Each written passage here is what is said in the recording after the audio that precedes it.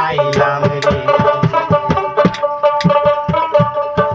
আজব কাণ্ড দেখিকা আইলাম রে ওরে বাবা সিন শহরে ময়দানে জমিন ফাইটা উঠলো মানুষ কারে কজন সে এহেনে রে আজব কাণ্ড দেখিকা আইলাম রে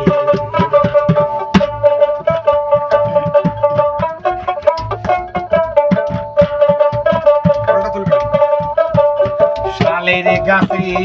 সহিলের পোনা বগিলা উড়িয়া খায় আরে বাবা